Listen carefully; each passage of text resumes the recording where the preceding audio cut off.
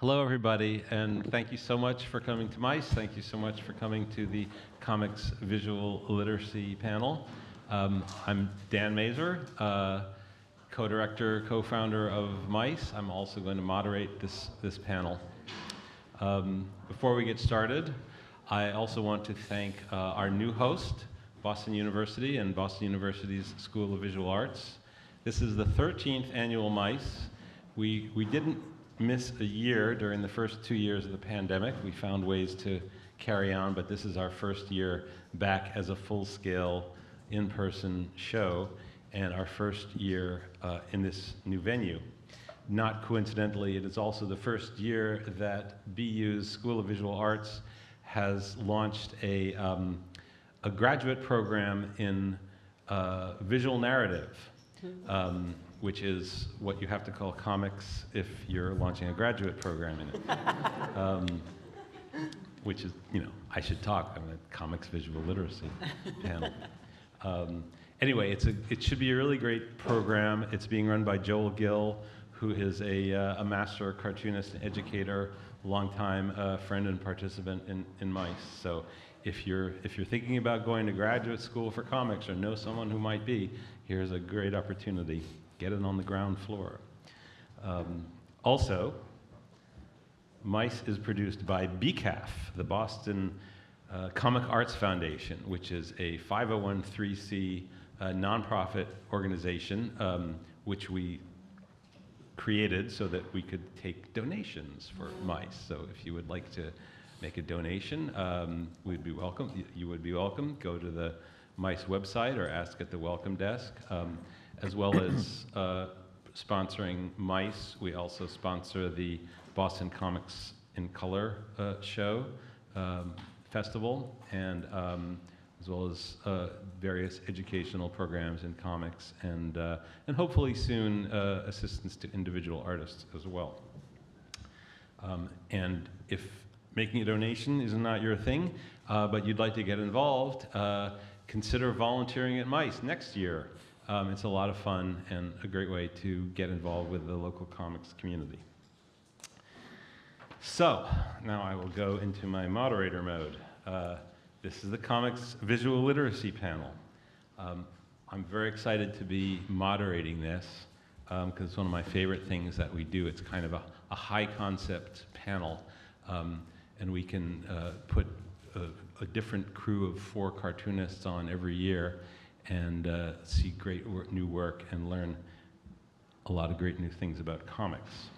The whole idea of comics visual literacy is to sort of cultivate and explore ways of thinking and talking about comics that are very specific to this art form. It has so much in common with painting and graphic arts and illustration and literature and film, but it really operates as its own unique art form. I never really like it when anyone refers to it as a hybrid art form. It's its own thing and deserves its own highfalutin vocabulary.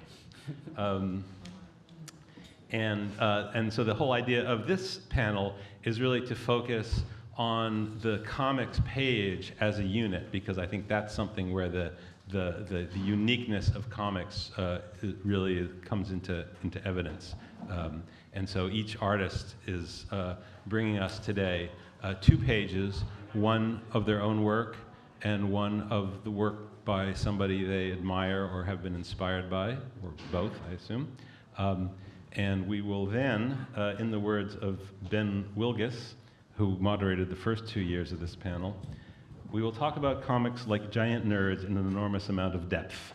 I just love that quote. It was the first introduction to the first Comics Visual Literacy panel.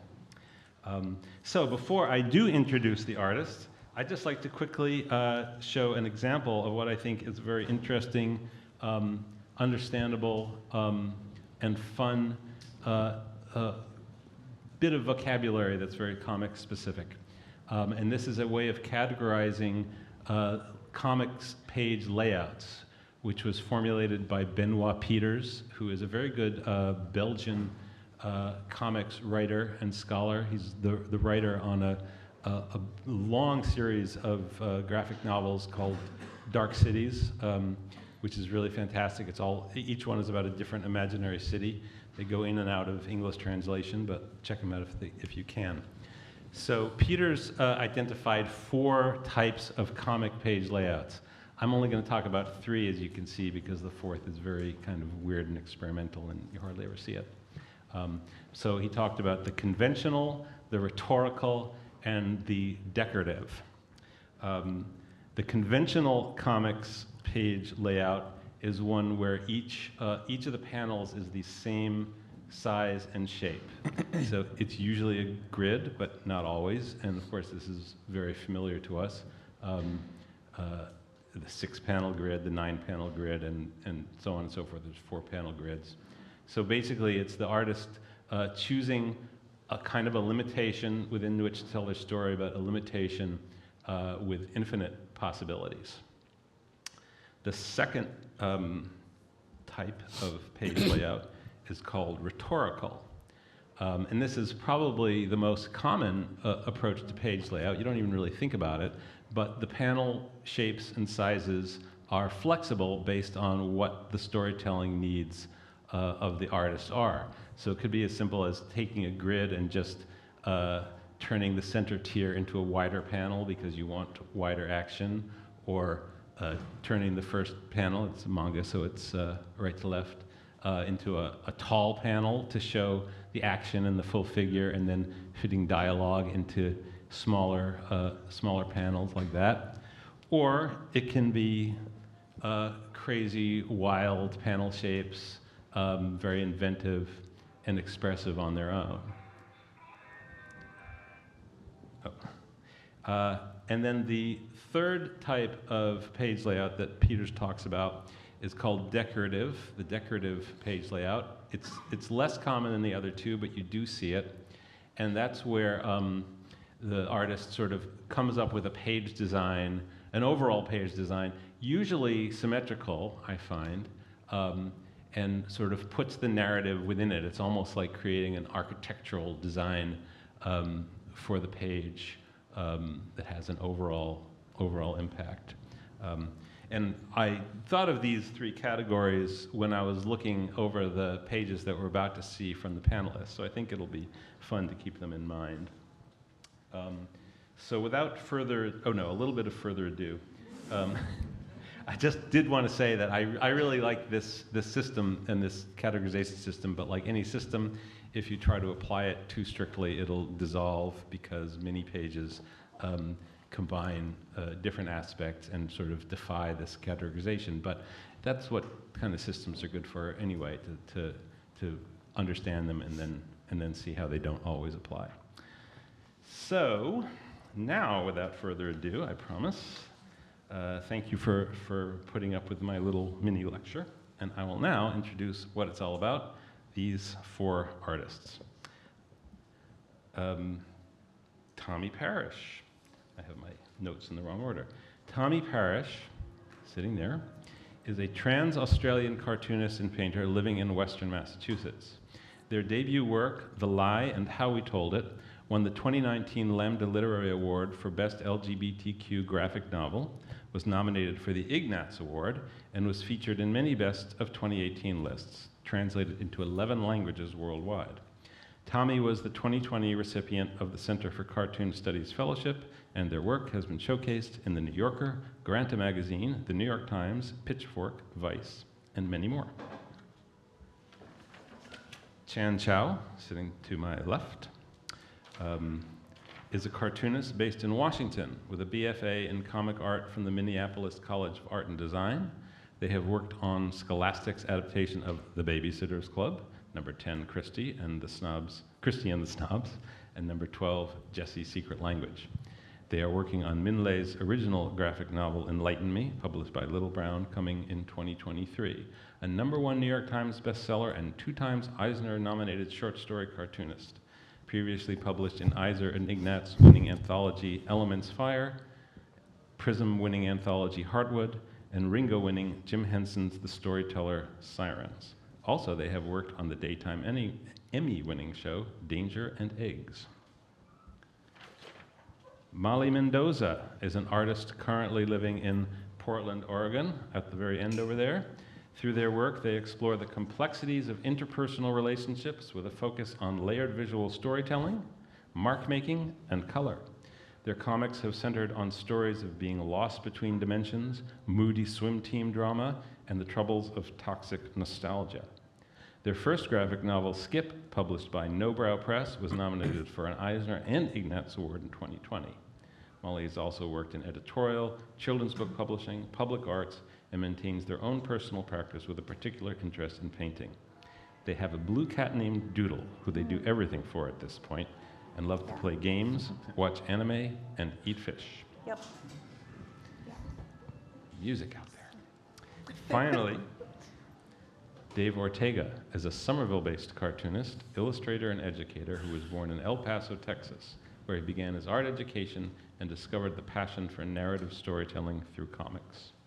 His self-published comic book series, Días de Consuelo, is about the early life of his grandmother, who was born during the Mexican Revolution. Those issues were collected, edited, and published as a graphic novel by Radiator Comics in March 2022.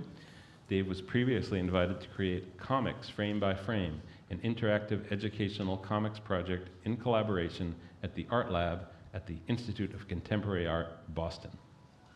So, a distinguished panel. And we're going to start.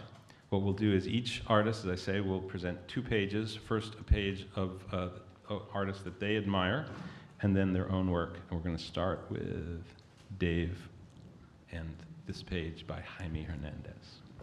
So, Dave, what inspired you to bring us Jaime Hernandez in Love and Rockets today? Well, I think, well, thank you for that introduction. I think Jaime's work is never far, like physically far from my workspace whenever I'm working on something. Just the breadth and depth of Jaime's work. Jaime and Gilbert Hernandez, along with their brother Mario at first, created the Love and Rockets series 40 years ago. It's celebrating its 40th anniversary this year, actually, which is a pretty amazing run.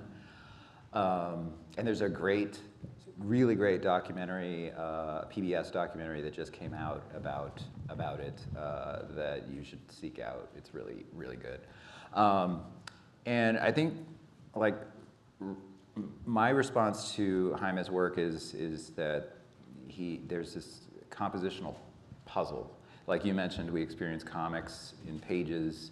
You know, what I tell my students is that we experience comics first as spreads, double-page spreads, and then pages, and then the individual panels, and then everything that's going on within those panels. And I think what Jaime does really well is he uses often like a 9-panel grid, but especially at like years and years and years ago, he was using the 9-panel grid pretty consistently, and now he's, you know, in this example here, it's broken up a lot.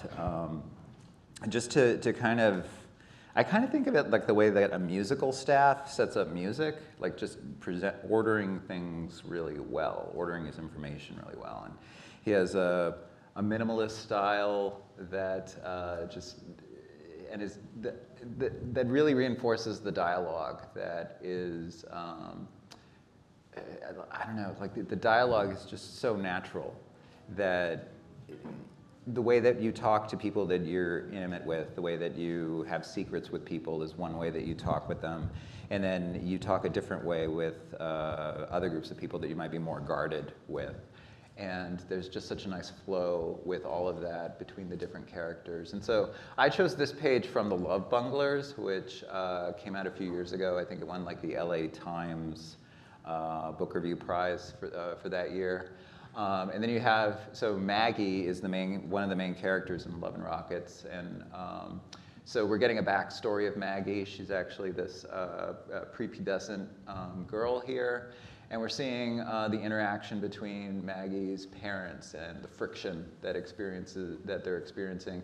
And if you know the story at all, you know that they're divorced. And then so you see that kind of tense dialogue. Her father is kind of gaslighting the mother, projecting his own kind of infidelity in some interaction that she had at the party, just her talking to some guy. And then you see her father's lover, this blonde woman, casually talking with Maggie, and so there's this interaction there. And so you have these different sets of conversations and all sorts of different things going on. The layers not only of what's happening on the page, but also if you know the larger story, you know, you kind of know where they fit into that, but you don't necessarily need to know the larger story either. And yeah, anytime I come across like a compositional quandary myself, I often find myself looking to Jaime's work. Just because of the really great way that you know, you have a close-up here, and then it pulls out, and then you see you get a sense of place. I just have a really strong sense of place with this really minimalistic style. So it's not like piling on the details necessarily, but you know, you have some nice figures in shadow in the back in that center panel, and you have some nice spot black areas peppered throughout, so that it's visually just always really appealing to look at for me. Yeah, I mean, I think there's a lot of restraint in, you know, these tableaus without a lot of angles. I mean, you can't avoid it saying camera angles. I wish I could. There's no camera. And that kind of allows a lot of complexity and layers, as you were saying, of interaction between the characters on the page. So shall we, and definitely appropriate with your page today, which we'll move on to now. So this is the black and white line art for your page from Diaz de Consuelo, and we'll talk about that first. So, yes. Yeah, so this is a part probably somewhere in the second chapter where my grandmother, the characters that are my grandmother's mother and grandmother are walking through the market, and so my grandmother's mother's water just broke in this public place, and then so immediately there's the women that are nearby kind of kick out the men and kind of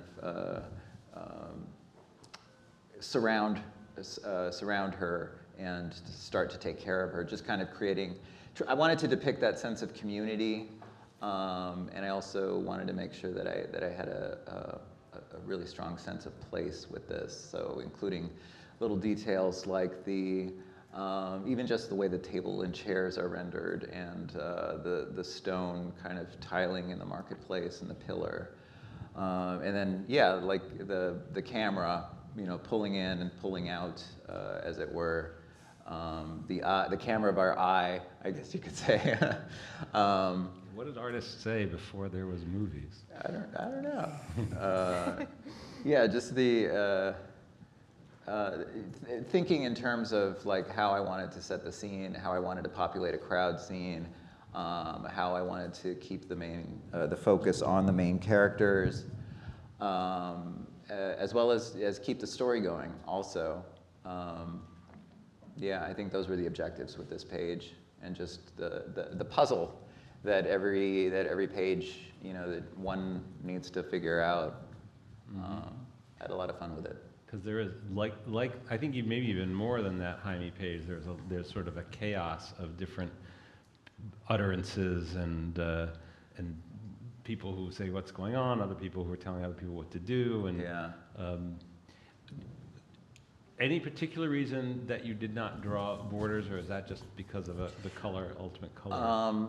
Just as part of my process, because I set up the whole book in an InDesign file, and then I drop my sketches within those panels, and then I replace those sketches with the finished art as I go through the book. And so the panels are kind of already done within the InDesign file. Oh, the panel borders. The panel borders, yeah. I mean, I love this because it doesn't need panel borders, and especially when you add color. But everything is so contained. I mean, the gutters are very visible, even though they're not delineated.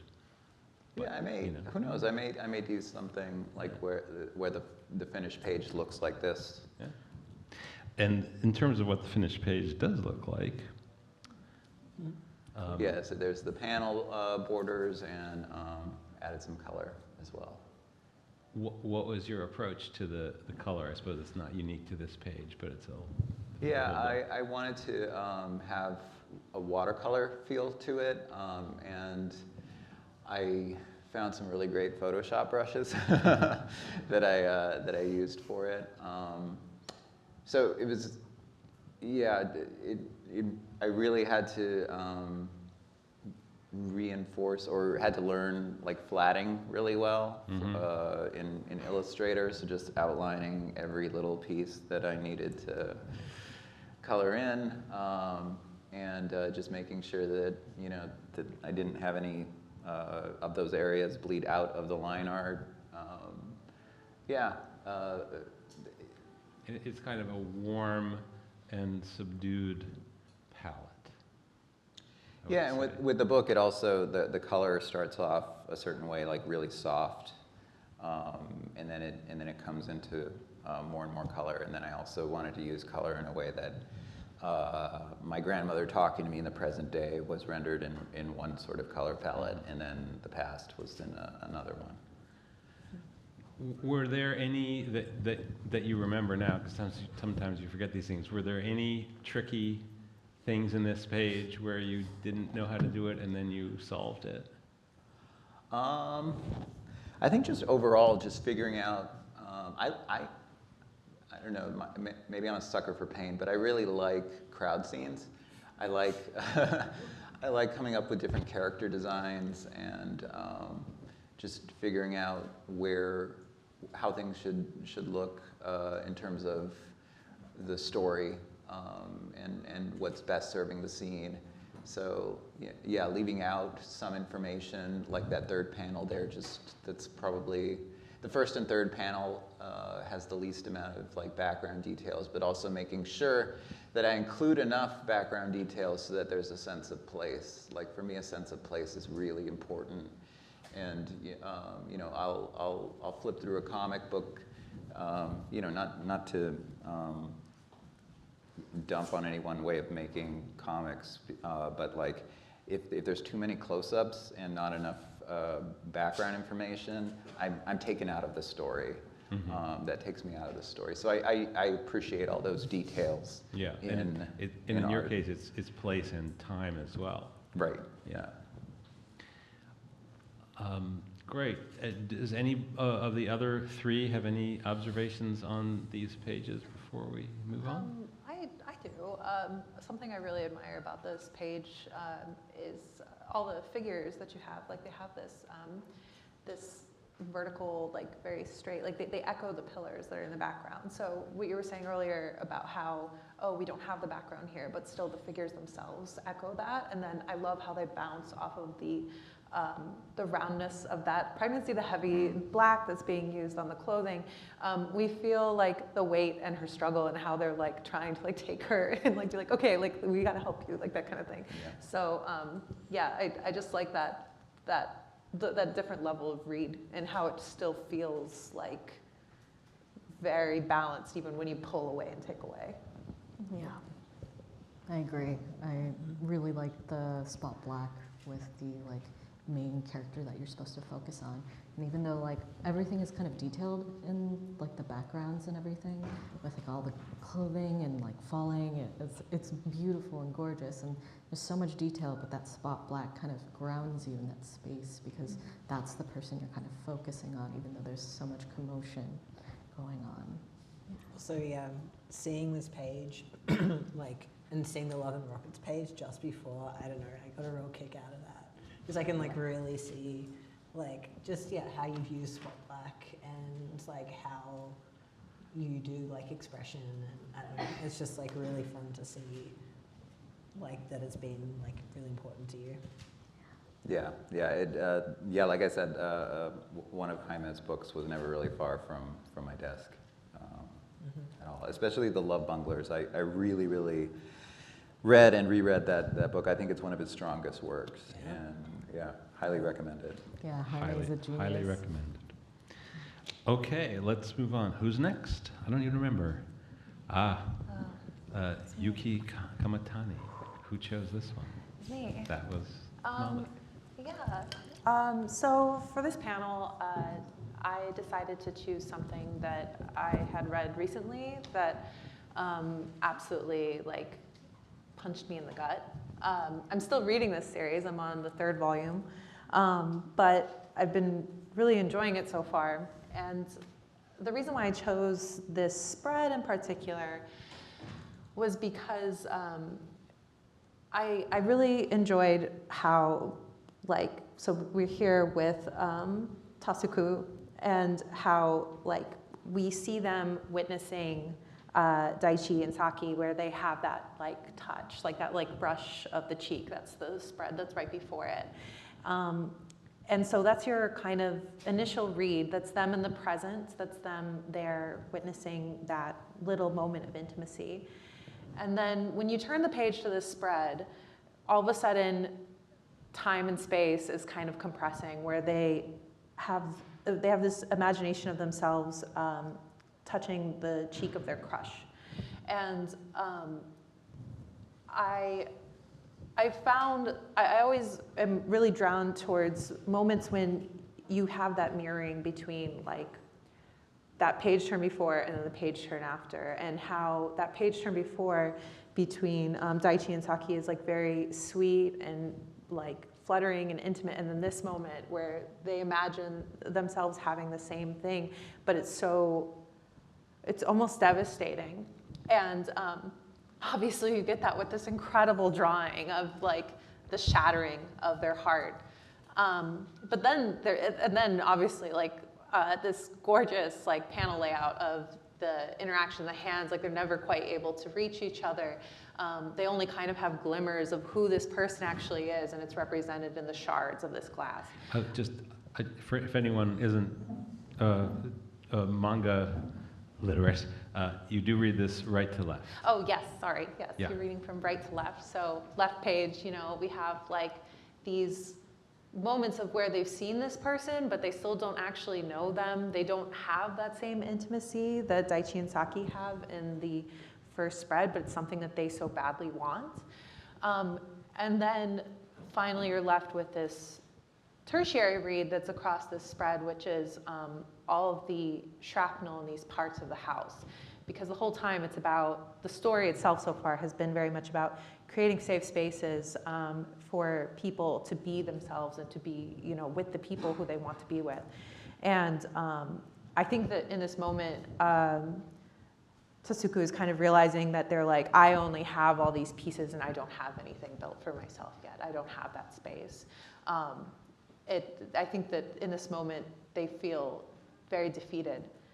And in seeing this, it's something where I'm like, man, I really wish I could do that. Like, this is really cool. So yeah, it's just a real gut punch, and I love that about it. It's really an incredible visual piece of visual expression and storytelling, and really kind of only in comics, because you could, it's a single, even though it happens on the single page, this shattering, without the context of a comic, it would have so much less meaning if you just did that as an illustration. Totally, Yeah. yeah. I think there's a lot of moments in the series altogether where, there's these buildups of these, like, little visual metaphors that just explode with splash pages and spreads like this, which I really appreciate. And of course, it's not really a single page image, because the shards are sort of panels. Exactly, yes. Well, I think it makes a really great segue to the spread of your own work. So tell us about this one. Yes. And we're back to left to right now. Everyone Yeah, turn so now around. we're back to left to right, although I sometimes don't know my left from my right. So in this first scene, we have Jack and their ex, Amelia, at a party. It's very contained. It's very intimate. I wanted to use a lot of pinks and soft colors to kind of get this vibe of, like, oh, it's flush, oh, we're close, oh, this is warm, this is sweet. But over this panel, We have also the dialogue between Stray and Jack. Stray is the person that Jack is seeing now. I had to try to compress this down because I didn't want to draw panels of heads talking. It's just something that can be a little tough for me. And so instead, I just wanted to use the negative space. So I let the dialogue sit on the negative space. And throughout Stray, there are 4 characters, and they're each distinguished by a different color. And so the dialogue itself is showing that same mirroring. So you know who's talking. You know that Stray and Jack are talking. And then we jump over to the next panel. And it's them at a very similar party. But now that party has blown out in the frame itself. Everything is very distorted. It's because Jack and Stray are very drunk. The pink all of a sudden now is very sickly. There's a lot more yellow. It's nauseating. That rose-colored kind of glasses version of that time is now surrounding them and making them feel very claustrophobic. And then there's like one last little tiny detail, which is the like snotty bubbles of them being drunk as they're talking, and then them on the couch and how alone and isolated they now are, removing themselves from the people around them and not wanting to deal with their shit. So, yeah. And yeah, I think what Dave said earlier about that we first experience it as spreads, that's the flaw in choosing a single page, because this so much needs its spread, and I love how it uses time between these 2 pages. So that like this, so the pink rose center there is the past, surrounded by the present just in dialogue, and then it's like the past kind of dissolves, melts outward, and the present kind of comes up in the middle of it, or totally something like that. Absolutely. So it's just really, really cool. Again, any comments from the rest of the panel? I love this kind of border that's created with the drunken party scene there. Thank you. It looks like it was a lot of fun. Like you had a lot of fun to draw. It was.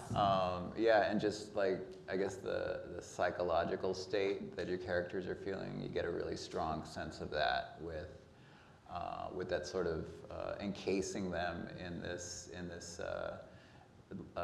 these distorted figures. And like you mentioned, to your use of color, like saturating the yellow to make it feel sickly, and then dropping out the background information so that they feel you're depicting like their social isolation. Just a lot. It's a lot of fun to read, and the way that you're directing the eyes just it reinforces the story in a really great way. I want to read more. Yeah. Thank you. Thank you. I like straight away read the text. I was like, nice. Like I'm really impressed with how much movement is like in the characters, because depicting crowd scenes when everyone's meant to be talking and there's meant to be a bunch of like bustle and stuff going on, but at the same time the drawing is a silent drawing, because like you can't just have like blah blah blah, blah from characters that don't matter. And I don't know, I just feel like you've navigated that really well, and I'm going to steal it. Do it. Please. I just think you're a genius. I love your work so much. It's like Stray is a genius book, and like Our Dreams at Dusk is such a good like matchup, because it's like I don't know. I felt like Stray is such a great book that kind of leaps through time, but very slowly in a way that's like just gorgeous. Thank you. Yeah. Thank you so much. Gosh. It also reminds me the word balloon with the drippy, kind of tone to it reminds me of something that a friend of mine, John Bell, has said. I think this was your invention, that the comics word balloon is like a comic specific form of punctuation. Did I get that right?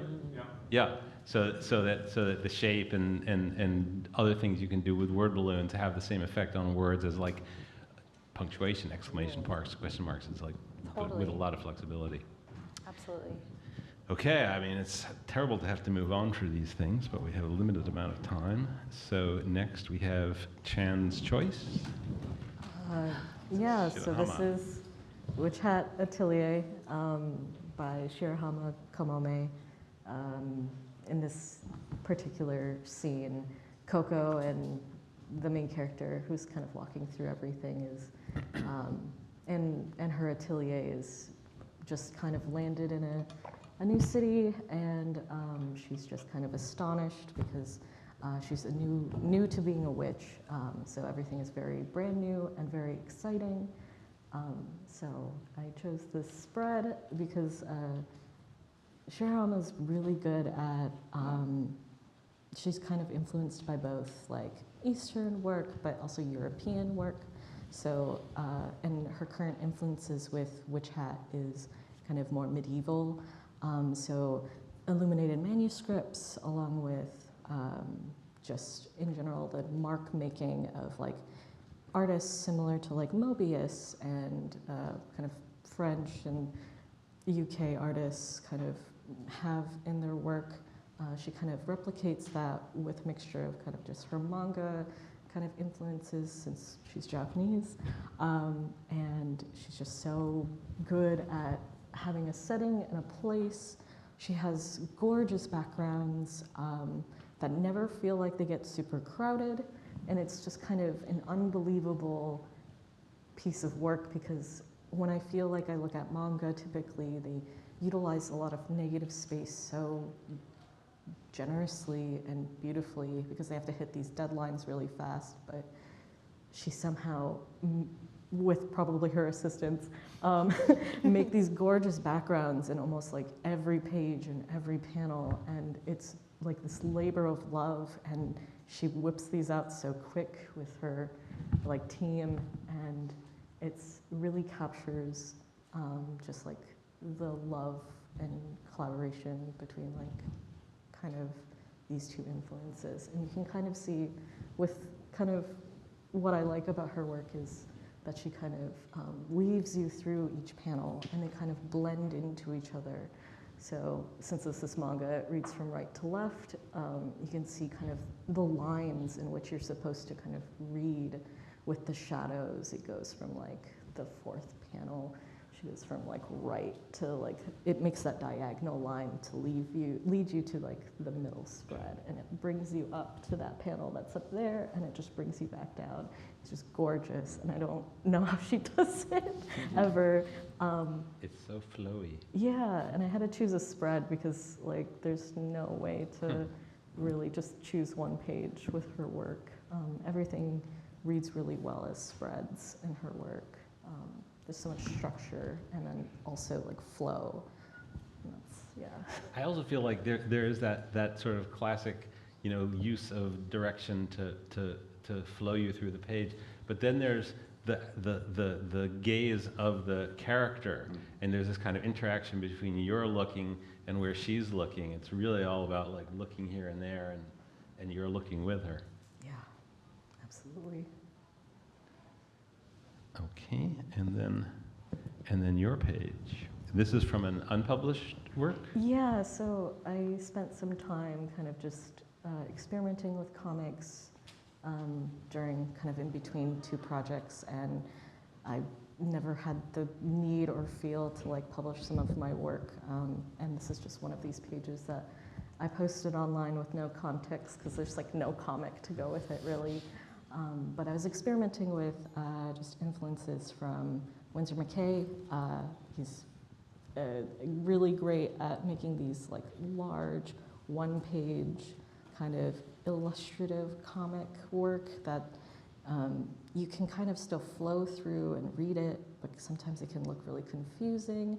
And I kind of like that aspect of comics, even though sometimes it's like, it's all about legibility and being able to read through a comic, but sometimes like a comic page is something that just like exists and sits there with you. And kind of, I chose this page in conjunction to Shirahama Kamome's work because I kind of really like when panels flow into one another. So I just kind of had this character kind of weaving through these pages. The panels can work kind of separately, but you can kind of see there's like tangents that kind of weave into the next. And yeah, I just used a very minimal color palette as well to kind of emphasize kind of where you're supposed to go. But, And this is a page that reminded me of those page layout types because, oh, the decorative thing. So, because it's got kind of like the curtain is pulling back over the whole page, and it's all designed around that. yeah. So, yeah, I'd like to move things along, so I'm going to go right to your comments, other artists' comments on this one. Oh my gosh, sorry. Did you want to go first? No. Okay, I'll go. Something that I think lends to that flowiness is how you have this, like you've really populated the page with a lot of recurring shapes that are coming in and out and bouncing themselves. Like I love the ball, I love the way that the smoke plumes are kind of building up in the lower corner of the work. Like, you know, they start out kind of more in the background, but then they get hot, like brighter, more forward. It's kind of explosive in that way. And something that also ties back to the spread that we saw before is it's just lovely to see a character run around through a space and like kind of just be living in the panels, and kind of, it almost feels like this character, just the last where it's like they're almost breaking the panels in a way, or like without breaking them, if that makes sense. Like they're kind of like just on their own, in their own world, like having their own good time, like doing stuff. And you can't help but follow them through because they're just so animated and lovely. So this page is great, I love it. Yeah, I feel like the more I look, the more there is to see. Like, Yeah. I didn't even notice the like, they're not quite curtains, right? They're like ribbons. Yeah. Yeah. I don't know. I like that you mentioned shapes, because like that's what I'm like really noticing, like all the rounded shapes, which is just kind of like leading the viewer through the page in this really like bouncy way. And it's just, yeah, I don't know. It's just like a real pleasure. Yeah, I'm reminded of like, I think it's a term used more in animation called eye trace. Like it might be used a little more in animation than in comics. I'm not really sure about that, but I looked at this page and I thought of the eye trace, of where the direction that you want our eyes to go.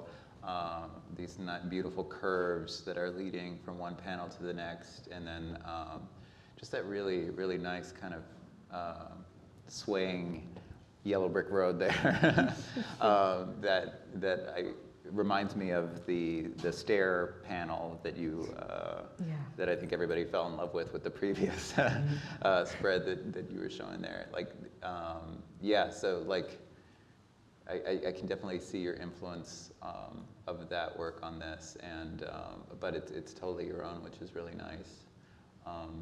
And showing your influences, I think, is really important. And yeah. Good job. Thank you. Yeah, it's a really just viscerally fun page to roam through and follow that character around. And no, it's not literally curtains, but I think it has that sort of proscenium, pulling away, feeling, because you know, comics started just around the same time or a little before cinema was invented. And I feel like when you look at some of those early, like Winsor McCay and things, it's like theater and circus were as much an influence as movies then kind of took over a few decades later. Vaudeville. Okay, so we must move along. Olivier Schraven, I don't know exactly how to pronounce it. I have no idea how to pronounce his name. Actually, I look up his work all the time, and I can never, ever spell it, so I always just type in one of the books that he's written, so then his like name will come up. That might not even be the right spelling, I don't know. You know what? I think it is. That's part of the allure of his work. You just don't know. Anyway, I chose one of the Euro boys. I'm pretty sure he's German or Dutch. German. I don't know, his work is just, it sounds like I don't know what I'm talking about, but I do. And I really like his work, and I've met him. And I don't know, I just like really, really love what he's done here. And this is like something that I'm like often trying to work towards, but like it's like cartooning that's so strange and so like you feel so intensely like you're there with this woman like moving through the water and then coming out again. Like it just like perfectly leads the eye. And there's just like this perfect balance of like of detail and tone with the water. Yeah, I think like Schrouwen's work is just, I don't know, he does something that I like really, really love and I've taken a lot from, which is he only really includes detail that's necessary and really intensely goes in on detail in like other ways. Like he does, like something that I often think about is like he does character, okay, so example, the woman when she's deepest under the water, you can only see like the simplest like outline of her. And I don't know, I just think it's like absolutely genius cartooning. Yeah, unlike, I can't think of like anything else that's as affecting as this page has been, which is interesting because it's just a person swimming in a pool and getting out. Like it's incredible that it's so affecting when it's silent and like nothing actually happens. It's just so beautiful. Yeah, obsessed. I mean, it's so unusual to read it like this. Mm-hmm. I feel like you're in danger of having to read this page forever. Yeah, and yeah. keep going around and And around. he actually does a lot of things like that where there's this like circular narrative like in the page where like, I don't know, maybe the character, I'm thinking of a few now where like the character is just walking around in circles. Mhm. And it's done kind of similarly to this, but you know, different because it's a different narrative, different page, blah. But yeah, it just really seamlessly, like your eye follows it, but almost like your body follows it as well, Mhm. because it's got such kind of like a looping. Mm-hmm. Like And I images almost really. thinking, well, can you follow it the other way around too? Because Yeah. you almost can. Yeah. I mean, I think there are clues that tell you the direction, but it's almost reversible as well. Yeah. Love his work. And your own work. Yeah.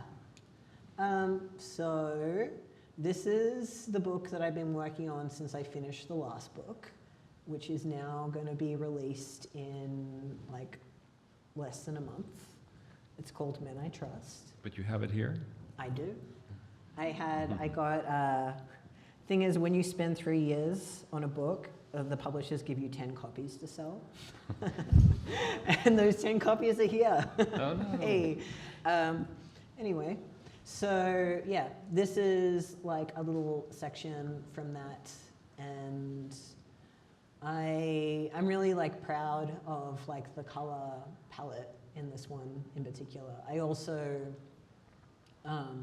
try and make each character a really like dramatically different color that, you know, this is maybe a bit lazy, that isn't like racially coded, which I think is important to not be lazy about. So it's like really obvious like which character is which, because like I feel like the way that I do faces is pretty like, you know, sometimes it's just a circle. And like if you make work like this, then the audience always knows who the character is. It's also fun because like you need to think of, in terms of the color palette, you need to think of like the entire, whoopsie daisy, like you need to think of how everything will work at the same time, like like compositionally, but also color-wise. Like, I was so sad that all the rooms couldn't have orange walls in the comic because, like, it just makes, I mean, I guess it wouldn't work because the kid has orange skin as well, but like, yeah, like, I don't know, orange with like a green shirt and like the red. Yeah, I don't know. It's just, there's so many fun ways to make something really, really, really, really pop. And like sometimes what's going on in the narrative is like important enough for it to like not necessarily be about the drawings or the color. But I love the idea of using color to like hold a reader's like hand throughout the story and like try and keep them engaged, like no matter what's going on. Yeah. When I look at this, I mean, I think color is a part of it too, but I think the mood, there's a lot from like physicality and scale. You know, the change in scale from the top 4 to the bottom 2, but just the physicality of the way that of the characters and their bodies and their hands, and it's just saying so much about their relationships with each other, different relationships between the 3 of them, and then they become, the 2 that leave anyway, become small and in these very sort of, you know, it's claustrophobic up above and very calm and not empty, but spacious down below. Thank you. Yeah, when Dan asked me why I chose this page, I said that it's because I like the colors, Yeah. and that was a really nice, more expanded explanation. Thank Good, you. good, yeah, but I mean, none of it, you know, it's all one, so the colors are, you know, really a part of that, the intensity of the feeling and then the calming of the mood. I feel like there's below. been like a lot of conversation about spreads, and I think like one thing that, I guess you can't really see it in this, but that I really enjoy about spreads is that you need, and also the reason that with this particular comic I didn't have any like panel breaks, I just kind of popped them all together. Because I like the idea of like the entire page both working as like a mechanism to tell a story, but like also like working as like a singular artwork. That you can like squint your eyes and like step back and not really know what's going on, but like still like feel moved by it in some way. Yeah. I don't know if anyone else does this, but I try to, when I have time, like every time I turn a page, I try to kind of look at it from a distance almost like that. Then I try to read it without reading the words, if it has words. And then I read the words and, you know, so sort of like I have this hierarchy of how a comic should be. I mean, knowing what's involved in making comics, I feel like it's nice to try and be like, I'm sorry you made this, and it was so hard. I'm gonna take more than like a second on each page. Yeah. But that, I think that's sort of in all art, it's like, yes, it's this concentrated essence of years of your work that everyone can enjoy in 5 minutes, or 90 minutes if it's a movie, but 100 people, 3 years. So any other comments from the others on this page or on the previous page as well?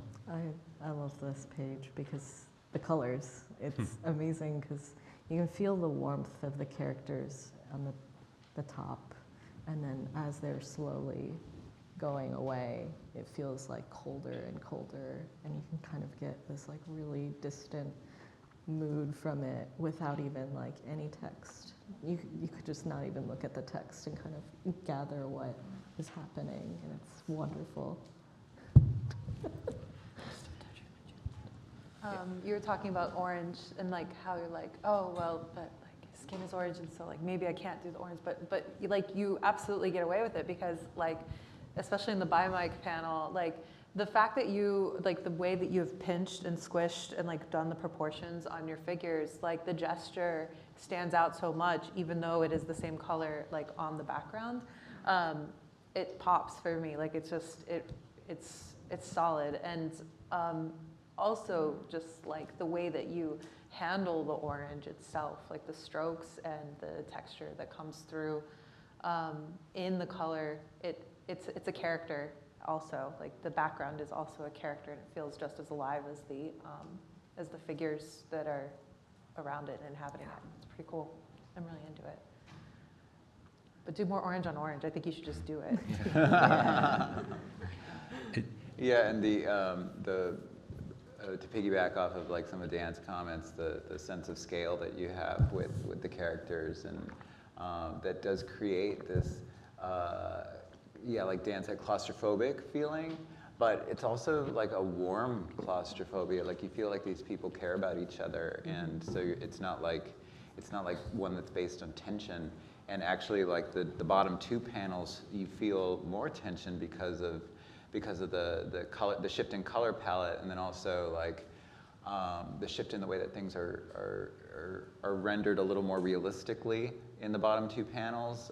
So you know, I'm tapping into my brain for these banal suburban spaces that I've seen that feel that yeah, that there's a sense of coldness there.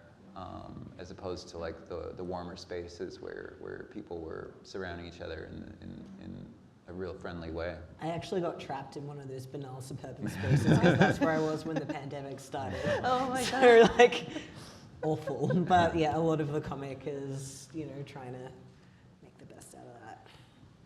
One detail that I particularly love is the road sign in the last panel. Just because it is a road sign, right?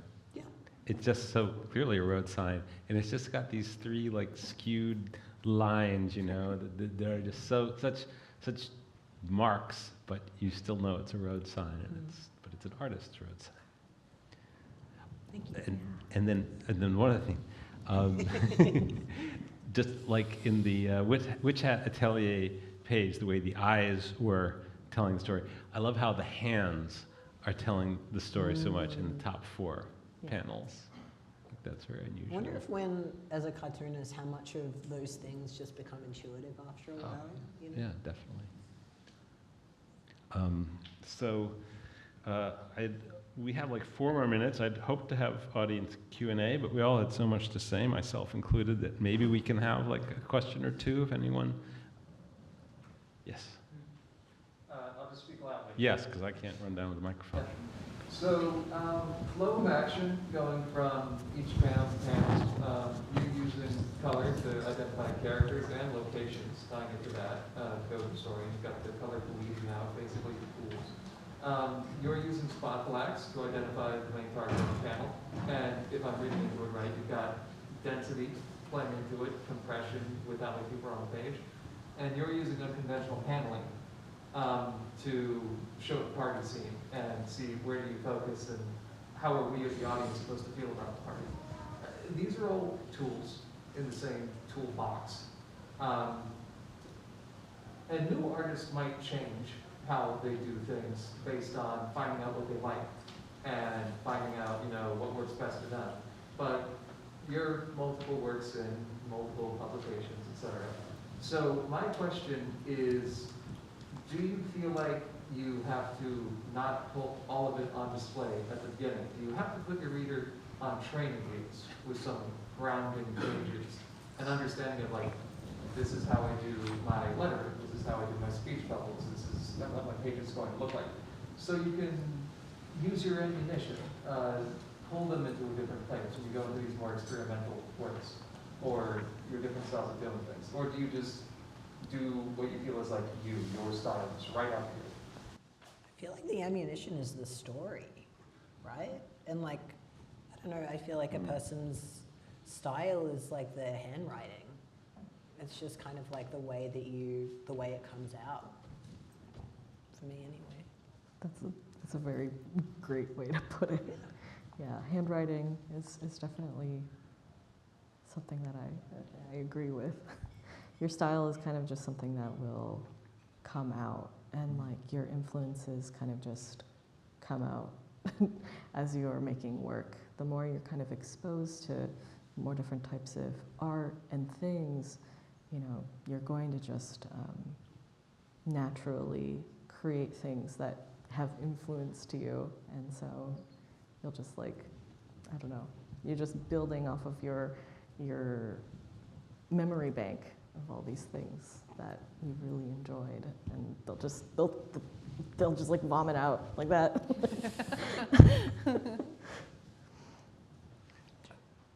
Let's take one more. Also for Tommi, so Something that's interesting to me about your style and the way it makes you change your compositions is because you do the small head thing, which I'm really curious about how you came about that, because it's really distinct, works really well with your style. But like a lot of comic book artists will use literal eye lines, like the eye tracing, sometimes literally the direction of how someone's looking. You're leaning way more into overall body language, and it fascinates me did you start off with the small head and sort of start realizing you needed to do way more into lean into the body language real hard, or was it just sort of something that came about on its own, was intuitive for you? I just find it really, really, really hard to draw faces. That's entirely, it's just fascinating. A lot of people go, use face, and Yeah. it's really interesting to see how you made, like, compositions are totally clear, and so it's interesting to see, I'm sorry, that probably doesn't sound much like your question. No, Yeah, love it. it's like really interesting to see the alternative approach to Yeah. paneling where instead of relying on the facial. I mean, I'm definitely in the process of learning how to get better at that aspect of it because it's become quite frustrating. But at the same time, like, I don't know, as an artist, if you're not super hung up on making a bunch of money, like you're your own boss, and there's no reason why your weaknesses can't actually just be your strengths. Like if you can't draw faces, just make the head so small that you can't see the faces. And then you're that small head cartoonist that everyone It's loves. a genius play, honestly. I would love to spend another few hours, but have to follow my own rules. It's 4 o'clock. Thank you, everybody. Thank you for